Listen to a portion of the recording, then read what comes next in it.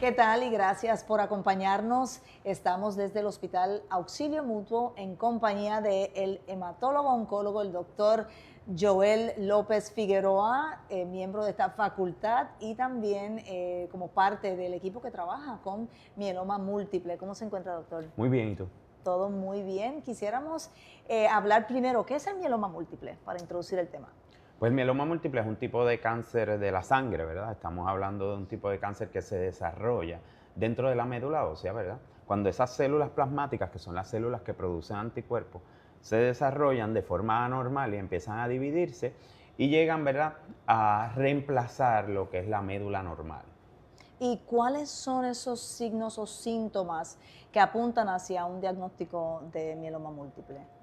Pues aunque los síntomas pueden ser variados, estamos hablando principalmente hay dos que son los que más alertan a los pacientes y esos dos son el dolor de espalda o dolor en los huesos y la anemia o la baja en hemoglobina, que eso puede dar cansancio, problemas en el paciente en sus actividades cotidianas, es lo más común, pero pueden haber otros síntomas como lo son un poco menos comunes, pero podemos tener neuropatías, podemos tener infecciones recurrentes y estos ya son síntomas un poquito menos comunes que los dos que dije primeramente. Esos dos que usted señala a veces se pueden confundir con otras condiciones, ¿verdad? Me recordaba, por ejemplo, al reuma, a artritis, etcétera.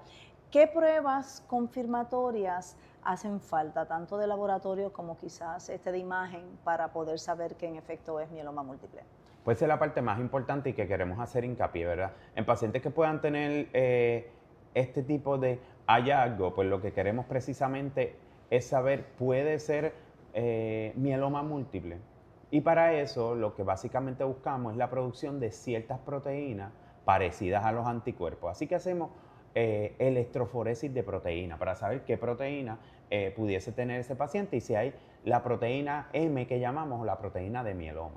Esto lo podemos buscar en la orina o en la sangre. Y así comenzamos la evaluación de pacientes de mieloma múltiple.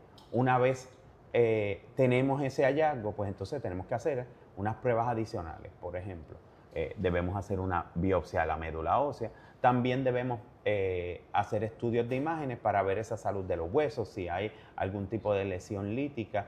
Y así, ¿verdad?, complementamos todas esas pruebas para obtener un diagnóstico. ¿Y cuán prevalente es la condición, quizás a nivel de la población general y específicamente en Puerto Rico? Pues realmente mieloma múltiple es un cáncer raro, ¿verdad? No está dentro de los primeros 10 cánceres en Puerto Rico ni en los Estados Unidos, pero tenemos que señalar que sí es el segundo tipo de cáncer hematológico más común después de los linfomas.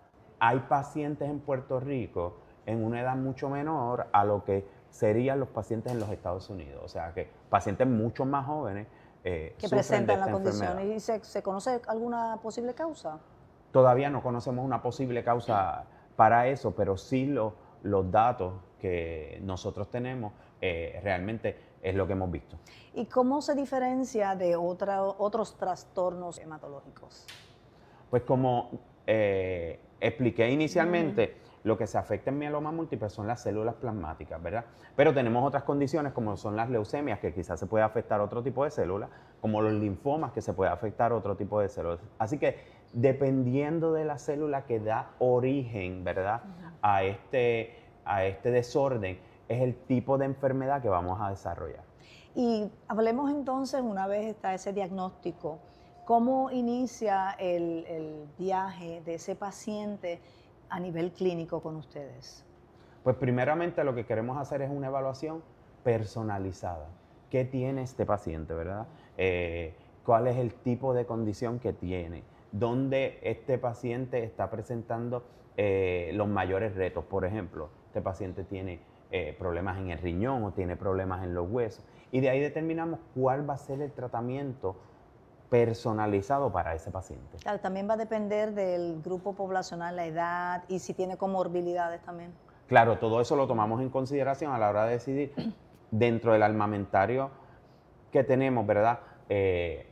Para tratar a estos pacientes, ¿cuál va a ser el mejor tratamiento para ese paciente? Wow. Y eso obviamente en conversación con el paciente, Por dependiendo supuesto. de su estilo de vida, etcétera, ¿verdad? Por También. supuesto, todo eso lo discutimos porque el mieloma múltiple, interesantemente, es un tratamiento que realmente envuelve múltiples pasos. Usualmente es un tratamiento largo y es un tratamiento que también envuelve múltiples medicamentos. Así que tenemos que tomar en consideración el paciente, la edad, las comorbilidades. Obviamente tenemos que tomar en consideración aspectos sociales. Va a venir a tomar tratamiento aquí, es mejor para él un tratamiento oral. Todo eso lo tenemos que tomar en consideración a la hora de decir cuál va a ser el mejor tratamiento para ese paciente. Y el pronóstico de vida y de remisión con todo lo que existe hoy día, ¿verdad? Ese gran armamento de tratamientos que tienen ustedes, ¿cuál sería? Pues realmente ha mejorado mucho. Qué Tenemos que decir que en mieloma múltiple cada vez vemos que los pacientes viven más y tienen mejores tratamientos. Una de las cosas que nos hemos dado cuenta es que entre mejor tratemos a este paciente en la primera línea de tratamiento, o sea, al principio, mejor le va a ir a este paciente. Así que por eso usualmente lo que hacemos es lo siguiente. Tratamos al paciente con lo mejor que tenemos al principio para tratar de llevar a ese paciente a lo que llamamos una remisión que sea lo más prolongada posible y que este paciente a su vez pueda eventualmente tener una mejor calidad de vida y una supervivencia mayor. Bueno, eso significa que es importante la detección temprana y como esos síntomas que usted dijo al principio a veces se pueden confundir con otras condiciones, ¿verdad? ¿Cómo o cuánto hemos avanzado en el proceso de detección temprana? Pues ¿O ya, llegan muy tarde, doctora, a la no, oficina? yo creo que ya estamos detectando a los pacientes mucho más temprano y estamos tratando, ¿verdad?, de hacer una vigilancia de estos pacientes que quizás tienen un riesgo mayor de desarrollar mieloma múltiple o que si lo tienen, ¿verdad?, empecemos a tratarlo lo más temprano posible. Y esto lo hemos hecho gracias al esfuerzo no solo de nosotros como hematólogos oncólogos, sino los médicos primarios, los nefrólogos que nos están ayudando bastante en detectar estos pacientes de manera temprana. Pues no sé si hablamos de los riesgos, porque al principio me comentó que en Puerto Rico se está manifestando el que personas más jóvenes están presentando la condición, pero ¿sabemos cuáles son los factores de riesgo? Algunos factores de riesgo para el desarrollo de mieloma múltiple, uno es el historial familiar. Así que si tienes historial familiar de mieloma múltiple o de un desorden de células plasmáticas, pues ciertamente podemos tener un riesgo mayor de desarrollarlo. Se ve más comúnmente en hombres que en mujeres. Se ve, como había mencionado, en personas mayores, aunque en Puerto Rico se pueden ver en personas tan jóvenes como alrededor de los 30 años. ¿Okay? Pacientes que hayan sido expuestos a radiación es otro factor de riesgo, ¿verdad? Que pudiésemos tener para el desarrollo. Tener algún otro síndrome de células plasmáticas, como son las gamopatías monoclonales, o sea, esa producción de proteínas, no necesariamente haber desarrollado mieloma, pero al tener una producción ya de proteína, tenemos un riesgo mayor. Así que todos esos pacientes debemos identificarlos y, ¿verdad?, tratar de manejarlos para llegar a un diagnóstico lo más temprano posible. Si necesitan estar haciéndose su chequeo, ¿verdad?, médico, por lo menos anual, doctor. Claro, dependiendo del riesgo que tenga el paciente, determinamos cada cuánto vamos a hacer esa evaluación, ¿verdad? Así que lo mínimo sería una vez al año.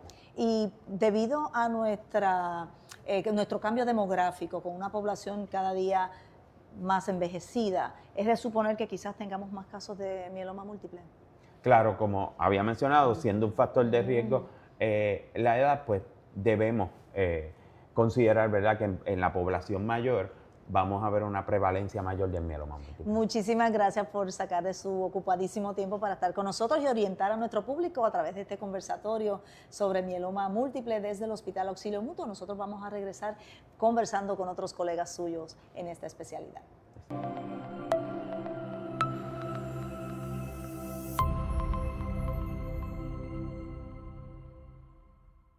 Saludos y continuamos en este conversatorio sobre mieloma múltiple. En esta ocasión me acompaña la doctora Mariola Vázquez, quien es hematóloga oncóloga, especialista en trasplante de médula ósea y CAR-T. ¿De qué estamos hablando? Pues nos va a explicar muy pronto. Saludos y gracias por estar aquí. Saludos y gracias por tenerme. esto es una terapia, CAR-T. Sí, la terapia de CAR-T es una terapia innovadora. Recientemente fue aprobada en el 2021 la primera y la otra en el 2022. Es algo nuevo, ¿verdad? En el campo del mieloma múltiple, porque es como una terapia dirigida. Te puedo explicar un poquito sobre ella. Pues realmente el mieloma múltiple es una condición que lleva años, ¿verdad? Con diferentes tratamientos, pero realmente no tiene una cura. Es más una condición crónica donde la tratamos y vamos cambiando de medicamentos a través del tiempo. Y de tratamientos también, ¿verdad? Sí, muchas intervenciones. Hoy en día, muchos de estos tratamientos llevan 4 terapias a la vez, entre 3 y 4, pero a través del tiempo estos pacientes tienden a progresar y cambian de terapia en terapia. La terapia de CAR-T ha venido básicamente a revolucionar un poco un campo, y en el sentido de que estos pacientes que a lo mejor ya se estaban quedando sin opciones, pues ahora tienen una alternativa que pues que los deja estar sin esa enfermedad o con la enfermedad que casi ni se vea por lo menos 1 o 2 años, y quién sabe si más, ¿verdad? Porque esto es algo nuevo y todavía hay investigaciones corriendo de la efectividad de estos tratamientos. ¿En qué consiste para el paciente? ¿Qué tiene que hacer o qué se le hace al paciente? Pues primero, pues cuando hablamos de CAR-T estamos hablando de un tratamiento que tenemos que imaginarnos que es nuestro sistema inmune el que realmente está atacando el cáncer, y usamos las células T de nuestro cuerpo. Tenemos que imaginarnos que es un tratamiento donde las células T se convierten en un ejército o estos famosos soldados, un grupo militar que va a atacar ese cáncer. Para el paciente, pues conlleva unos procesos, ¿verdad? Desde antes, primero ver la elegibilidad del paciente para el tratamiento, y luego de eso, pues se determina si este paciente podría ser candidato para el tratamiento y tolerarlo. Muchos de estos pacientes van a pasar primero por una terapia puente, en lo que se prepara la terapia de CAR-T, y luego de que cojan ese tratamiento, entonces viene la parte más importante para ellos, que sería pues entonces la colección de sus células T y luego la infusión de sus células. ¿Quiénes serían candidatos? Porque usted mencionó si es candidato. Pues mira, hoy en día hay 2 terapias de CAR-T que están asociadas para mieloma múltiple. Usualmente una de ellas se da como segunda línea de terapia, luego de que haya fallado esa primera línea de terapia, que consista también de un inhibidor de proteasa, como lo más común que se usa es Revlimid, ¿verdad? Ese paciente que ha fallado a Revlimid es un paciente que es candidato a una de esas terapias de CAR-T. El otro CAR-T es el paciente que ha fallado a 2 líneas de terapia. O sea que básicamente estamos en segunda y tercera línea de terapia. Así que a través del tiempo estos eran drogas que se usaban en 4ª línea, pero con el tiempo y con la eficacia que se ha visto con ellas, las han podido mover hacia adelante. Y sabrá Dios si en algún momento lleguen a primera línea. Esa era mi próxima pregunta. En los avances en términos de la aplicación y el momento en que se aplica, ya usted me explica, ¿verdad?, que ha ido progresando hacia unas etapas más tempranas, ¿verdad?, en la condición. Correcto. Sí, hoy en día, ¿verdad?, ha sido tan eficaz esta terapia que los estudios han seguido moviéndose más a hacerse la pregunta si esta terapia podría llegar realmente a ser primera línea, ya que los efectos secundarios pues a lo mejor no podemos decir que son mínimos, pero son menores. Es una vez, ¿verdad?, que haces esto, no estás en una terapia de mantenimiento, y pues ayuda a que este paciente tenga una mejor calidad de vida en ese sentido. Usted habló de que si lo tolera, quiere decir, y que es una sola vez, significa que entonces también viene acompañado de terapias posteriores, quizás hasta de mantenimiento. Pues mira, la terapia de CAR-T, ¿cómo funciona? Usualmente, y empezando por la parte de tolerancia y eso, cuando nosotros evaluamos un paciente para CAR-T, lo primero que buscamos es si este paciente es capaz de tolerarlo, ¿verdad? Porque tiene unos efectos secundarios que podemos hablar de ellos ahora. Primero, este paciente pasa por unos estudios básicos, ¿verdad?, del corazón, pulmones, laboratorios, infecciones, para ver que el paciente esté sano, ¿verdad?, para poder coger esta terapia. El segundo paso es la colección de estas células, ¿verdad? Y la colección de estas células simplemente lo que conlleva es ponerle un catéter al paciente. Luego de ese catéter cogemos y la conectamos al paciente a una máquina parecida como una máquina de diálisis, pero es una máquina para colectar las células T. Se colectan esas células T y entonces, luego de colectar esas células T, tendemos a guardarlas y las enviamos al laboratorio. Una vez que las enviamos al laboratorio, en el laboratorio se modifican genéticamente y se convierten en lo que son esas células de CAR-T.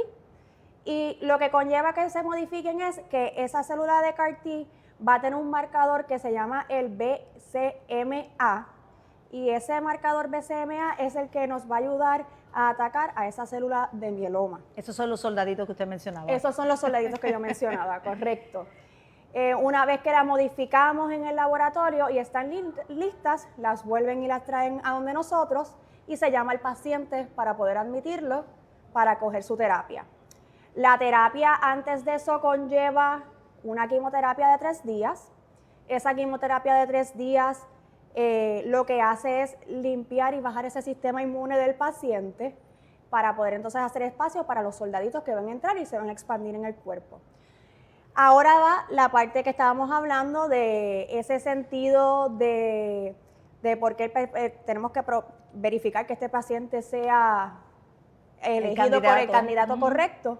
Y es porque estos soldaditos, cuando se van expandiendo en el cuerpo, crean una inflamación y activan al sistema inmune de nosotros. O sea que si la persona tiene comorbilidades o Es enfermedades correcto. crónicas es peligroso. Podría ser, por eso es que llamamos, si encontramos problemas en el corazón, si encontramos alguna banderita, ¿verdad? Pues entonces se llaman a los especialistas para poder entonces nos den el visto bueno de que el paciente sí va a estar bien, lo va a poder tolerar.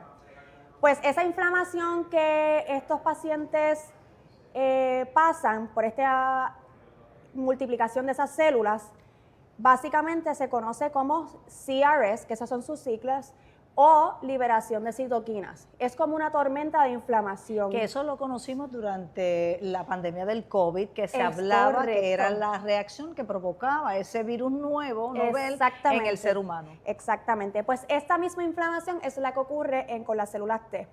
Esta inflamación viene con fiebre, puede venir con baja presión, puede venir con bajas en saturación, en oxigenación. Así que de acuerdo al tipo de inflamación que se está viendo, pues lo tenemos que tratar. Puede ser tan simple como una fiebre, puede ser igual como podemos dar un medicamento que se llama tocilizumab si hay una inflamación mayor y para poder que el paciente podrá manejar eso.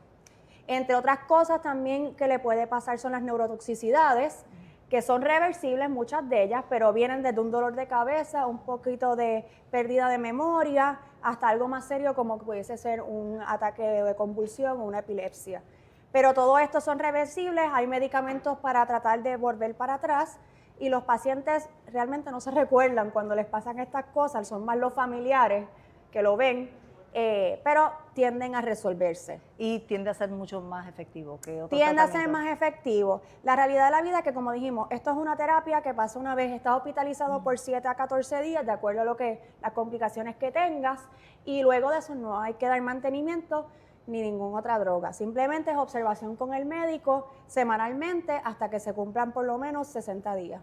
¿Se puede administrar independientemente del estadio de la condición? Se puede administrar independientemente como te dije, el mieloma no tiene cura, así que siempre va a haber un poco de enfermedad. Así que se puede administrar, no importa el estadio, claro está, mientras más enfermedad tenga el paciente, pues los efectos secundarios pueden ser mayores. Así que tratamos de dar el medicamento una vez que los síntomas del mieloma estén más controlados. El futuro de esa tecnología de CAR-T, ese tratamiento, ¿usted lo ve que también podría aplicarse a otras condiciones de cáncer, a otras enfermedades? Pues sin embargo sí, inclusive donde yo me gradué y me entrené en esto, ya se estaban dando CAR-T para leucemias agudas como el AML, se estaban dando CAR-Ts para cánceres gástricos y de páncreas. Inclusive había uno de ovario. Pero todos estos son trabajos de investigación que todavía están en pañales, pero yo entiendo que ya la tecnología y la ciencia se está mudando a buscar que todos estos cánceres se traten de una forma individual y más personalizada. Por eso la variedad de tratamientos tan extensa que afortunadamente tenemos acceso a ellas en Puerto Rico. Así mismo. Y sobre todo, pues, quería saber cuántos pacientes, si tenemos ese número, ya han recibido el tratamiento de CAR-T en Puerto Rico. Bueno, en Puerto Rico hemos dado ya 3 tratamientos de CAR-T, no son para mieloma, han sido para linfoma, Todavía estamos en el proceso de acreditarnos con las demás farmacéuticas como que trabajan en los mielomas para entonces poder tener esa terapia aquí para ellos. Qué bien, eso es una gran alternativa y una gran esperanza Así para mismo tantas es. personas que pueden padecer de esta condición. Muchísimas gracias, doctora. Estamos aquí siempre a la orden. Y un talento joven que se queda en Puerto Rico para trabajar con la salud de nuestros puertorriqueños y nuestro público. Así que muchísimas gracias. Gracias a ustedes. Y continuamos con este conversatorio sobre mieloma múltiple con otro de los, con el director. Vamos con el director del programa de trasplante de médula ósea muy en breve.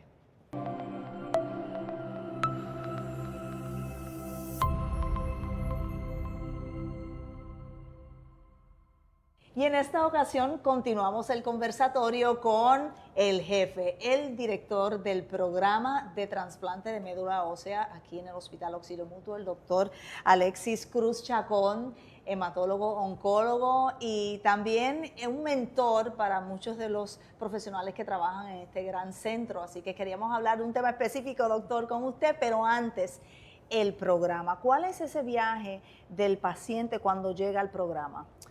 Pues cuando el paciente llega al programa, específicamente referido por su oncólogo, para una evaluación para determinar si es candidato a trasplante de médula ósea o algún tipo de terapia celular, porque sabemos que también hay terapias celulares que se están utilizando en estos pacientes. Lo primero que nosotros hacemos como especialistas es evaluar el caso de ese paciente, resumir el curso de enfermedad que ha tenido el paciente, los tratamientos que ha recibido, el estado actual en que está la enfermedad.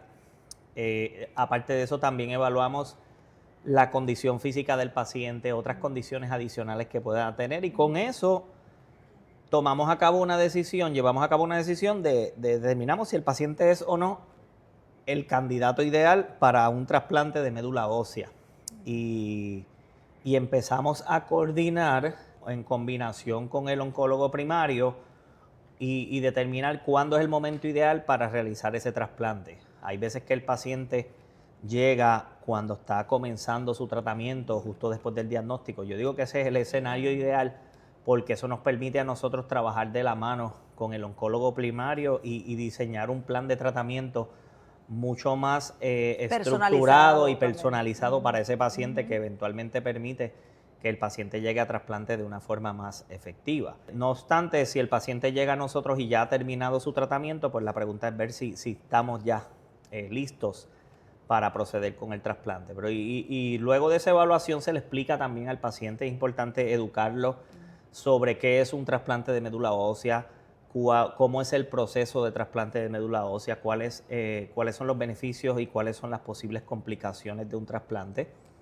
Y finalmente, si el paciente accede o si el paciente está de acuerdo con proceder con el tratamiento, pues informamos al oncólogo primario. Es cuestión de ya pasar a la parte de coordinación, determinar cuándo se va a realizar el mismo. Y ahí me imagino que también ustedes integran a otros profesionales de la salud para apoyar a ese paciente en ese proceso que, pues, aunque están en buenas manos, siempre, ¿verdad?, provoca a veces incertidumbre. Sí. Una vez el paciente ya se determina que está listo para su trasplante de médula ósea y vamos a proceder con el mismo, pues ahí entra el rol de la coordinadora, que es una enfermera especializada que se dedica a coordinar todas esas pruebas que se hacen antes del trasplante. Que eso es bien importante, porque eso también provoca mucho estrés, el llamar, el hacer la cita. Sí, la coordinadora también tiene un rol de educar y pasar un poquito más de tiempo con el paciente. Nosotros los médicos siempre en la primera visita le tratamos de orientar y dar una versión rápida o una versión bastante simple de qué es un trasplante y por qué lo hacemos, pero ya la coordinadora se sienta con el paciente, contesta todas las dudas, preguntas, le explica con calma cómo es el proceso, lo lleva de la mano a través de las distintas pruebas. Existen otro tipo de especialistas médicos, como los especialistas en enfermedades infecciosas, el psiquiatra, que nos ayudan a nosotros también, el especialista de trasplante, a evaluar el paciente en todos los sentidos, en todas las áreas, para que ese paciente llegue a trasplante de una forma segura y una vez está en el proceso de trasplante, pues no se complique y pueda tener un trasplante exitoso. Y además continuar con el apoyo de todos estos profesionales y esta intervención multidisciplinaria que hacen ustedes aquí. Pues doctor, quería aprovechar su peritaje para que habláramos y le explicáramos al público lo que es el trasplante de células madres. Ahora se está aplicando el uso de células madres en muchísimos campos, incluyendo campos estéticos, ¿verdad? Pero en este caso se está utilizando para el tratamiento contra el cáncer. Sí. Pues cuando hacemos un trasplante de médula ósea, que lo que se utiliza es en efecto células madres que provienen... Ustedes fueron los precursores. Exactamente. Es su campo, su disciplina. En un trasplante de médula ósea se utilizan células madres que provienen de la médula ósea. Y usualmente lo que hacemos es, depende del tipo de trasplante, el que queremos lograr. Por ejemplo, en un trasplante autólogo, que es el nombre que se le da al trasplante cuando las células son del mismo paciente, lo que queremos es rescatar la médula ósea luego de que se administra al paciente una quimioterapia en alta intensidad. O sea, el trasplante autólogo nos permite utilizar un tratamiento más intenso o para reducir cualquier tipo de enfermedad residual una vez el paciente termina su terapia inicial, pero no es, sin estas células madres sería casi imposible que la médula ósea se pueda recuperar del efecto de mielosupresión que causa esa quimioterapia. Es como la semilla que queda. Exactamente. Como yo le digo a mis pacientes cuando hacemos un trasplante autólogo, es como le hiciéramos un reset a la médula ósea y al sistema inmunológico de la misma forma que hacemos un reset a la computadora para tratar de eliminar cualquier célula de mieloma o de la condición que sea que esté escondida o que se le haya escapado al tratamiento inicial del paciente, y eso es lo que le va a dar al paciente una mayor probabilidad de cura o de evitar que la enfermedad vuelva, o si la enfermedad va a volver, que se tarde la mayor cantidad de tiempo posible. Por otro lado, cuando hacemos un trasplante halogénico, que es la otra modalidad de trasplante de médula ósea, es cuando la célula madre proviene de un donante. Hay situaciones como lo es una leucemia aguda, como lo es un síndrome mielodisplásico, como es una condición que se conoce como aplasia medular, que no es cáncer, pero son todas condiciones donde la célula madre de la médula ósea es lo que se ve afectado. Y esta transformación ocurre a nivel de la célula madre. Por lo tanto, es un paciente que tiene una célula madre que está defectuosa, insuficiente, o una médula que está invadida por cáncer. Por eso tiene entonces que recurrir a ese donante. Exactamente. En este caso no podemos utilizar la célula madre del mismo paciente porque ya es una célula madre que está defectuosa y está ya, como decimos, programada para nuevamente transformarse y nuevamente traer el problema. Es por esa razón que igualmente damos una quimioterapia de alta intensidad para eliminar por completo la médula ósea del paciente.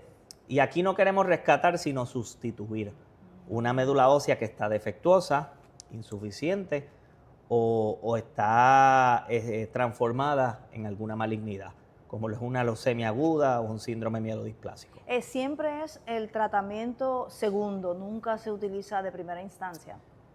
En algunas condiciones se realiza tanto trasplante autólogo como halogénico de primera instancia. En mieloma múltiple, por ejemplo, un trasplante autólogo se utiliza como tratamiento de primera elección. Para algunos tipos de linfoma también. Para leucemia aguda, muchas veces uno recurre a trasplante de médula ósea halogénico como primera opción de tratamiento luego de controlar la enfermedad, porque es bien importante para que un trasplante sea efectivo. El paciente tiene que recibir un tratamiento inicial para reducir la enfermedad a su menor cantidad. Eso es lo que va a garantizar que la enfermedad no vuelva después del trasplante. Queremos que esto sea lo más potencialmente curativo posible. Ok, hablamos entonces de los tratamientos previos a ese trasplante y ¿qué pasa después del trasplante? ¿También tienen que haber otras terapias supresoras o de mantenimiento? Pues en el caso de trasplante autólogo, una vez el paciente se recupera del trasplante, no es necesario continuar un tratamiento como parte del trasplante. Sí, muchas veces, como pasa en los pacientes de mieloma, cuando el paciente se recupera del trasplante le damos un tratamiento de mantenimiento, que usualmente ese tratamiento contiene una de las terapias que el paciente recibió inicialmente y lo mantenemos por 1 o 2 años Y es con el propósito de reducir la probabilidad de que la enfermedad vuelva después del trasplante, que sabemos que un trasplante no es un tratamiento 100% efectivo, todavía hay un 30, 40% de pacientes en mieloma, por ejemplo, que la enfermedad puede volver. Y es con la terapia de mantenimiento que ayudamos a reducir ese riesgo. Ya en un trasplante del tipo halogénico, o sea, cuando usamos células madre de un donante, ahí sí requiere que el paciente esté en un tratamiento de inmunosupresión luego de trasplante por un periodo. No de por vida. Eso es importante mencionarlo porque estamos acostumbrados a un paciente de trasplante de órgano como el riñón o hígado. Esos son pacientes que tienen un órgano de otra persona en su cuerpo y tienen que estar en terapia de inmunosupresión de por vida, porque de lo contrario su sistema inmunológico va a atacarlo. Va a reconocer ese órgano como algo extraño y lo va a atacar. En un trasplante de médula ósea es importante la inmunosupresión, no solamente para que el paciente no rechace la célula madre en la etapa inicial, pero el rol de la inmunosupresión en un trasplante de médula ósea halogénico es más, eventualmente, cuando hacemos un trasplante de médula ósea de un donante, el paciente desarrolla el sistema inmunológico de ese donante. Y es un sistema inmunológico que está acostumbrado a las células normales del donante. Y lo estás poniendo, es como si lo estuvieras poniendo en un lugar extraño. Para nosotros evitar que ese sistema inmunológico del donante ataque al paciente, pues si lo dejamos que ese sistema inmunológico se restablezca o despierte muy rápido, pues puedes reconocer las células del paciente que recibe el trasplante como extrañas y la puede atacar. Eso es lo que se conoce como enfermedad de injerto contra huésped. Y es una de las complicaciones de trasplante halogénico. Ocurre en alrededor de la mitad de los pacientes, en algún punto lo desarrollan. Pero ahí es que entra el rol de la inmunosupresión. Nosotros lo que queremos es que el sistema inmunológico del donante se establezca en el paciente, pero se establezca poco a poco. Y es con la inmunosupresión que logramos nosotros controlar ese desarrollo del sistema inmunológico. Eventualmente, cuando ya pasan 3 a 6 meses, empezamos a bajar el nivel de inmunosupresión, observamos al paciente, vemos como en caso de que el sistema inmunológico ya haya asimilado al paciente, pues no vamos a ver enfermedad de injerto contra huésped y eventualmente si el paciente lo tolera, quitamos la inmunosupresión. Qué bien, y ese es el periodo que vemos usualmente que ese paciente se está protegiendo para no contraer otras enfermedades. Exacto, porque el problema de usar inmunosupresión es que mantienes el paciente con un sistema inmunológico deprimido y eso lo pone a riesgo de contraer infecciones. Por lo tanto, el monitoreo de esas infecciones y la prevención, que muchas veces usamos medicamentos de profilaxis o de forma preventiva, en ese tiempo es súper importante para evitar que el paciente tenga una complicación que también vaya a afectar. Claro, incluso estamos viendo el uso de la mascarilla en algunos casos, de las personas que se protegen de esa manera. Sí. Así que qué bien, porque eso explica, ¿verdad?, ese viaje del tratamiento. Quería preguntarle sobre el futuro, porque ya sé que en el programa que usted dirige también tienen varias terapias y muchas de ellas las combinan, todas para dirigirlas específicamente a ese paciente y a su condición, porque los cánceres no es algo homogéneo. No es algo homogéneo. El futuro, pues realmente la inmunoterapia yo creo que está haciendo una revolución no solamente en el tratamiento de las malignidades hematológicas, sino lo hemos visto también en el tratamiento de tumores sólidos. Hay terapias de estas inmunoterapias que nos están ayudando a lograr que el paciente llegue a trasplante con su enfermedad más controlada. Incluso tenemos más opciones para los pacientes que lamentablemente su enfermedad vuelve después de un trasplante. Entre usted ya dijo que es el 50%, ¿no? Exacto, en mieloma es un 40-50%. Eso varía, depende del tipo de condición que tenga el paciente. Pero cuando un paciente lamentablemente la enfermedad vuelve después del trasplante, sea ontólogo o halogénico, antes las opciones eran bien limitadas. Pero actualmente con las inmunoterapias tenemos opciones para un paciente que quizás antes no habían. ¿Qué tipo de inmunoterapias tenemos? Pues tenemos los anticuerpos biespecíficos, que son un tipo de anticuerpo que lo que hace es crear un puente entre la célula de cáncer y una célula del sistema inmunológico. Es como si estuviéramos dándole una ayuda al sistema inmunológico para controlar el cáncer. Está la terapia CAR-T o la terapia de Chimeric Antigen T-Cell Receptor Cells, que eso es algo que también es un tratamiento bien innovador que se está trayendo aquí al programa recientemente. Y es cuando tomamos esa célula del sistema inmunológico del paciente, La extraemos, la programamos para atacar el cáncer de una forma más efectiva y aumentamos su número también de estos linfocitos y los infundimos nuevamente al paciente. Eso es otra opción más que tenemos para los pacientes cuando el trasplante falla e incluso se está explorando como tratamiento antes del trasplante. Y son terapias que todo surge en base a los descubrimientos que se han hecho en la inmunoterapia, en la capacidad que tiene nuestro sistema inmunológico para no solamente defendernos de una bacteria o un virus, sino también de una célula del cuerpo que se tornen cancerosas. Y cada día son más estudios, cada día son más tratamientos que surgen con esta, y esperamos pues en un futuro tener la capacidad de traer estos tratamientos a nuestros pacientes. Qué bien. Y eso también evita quizás una segunda, otra segunda operación.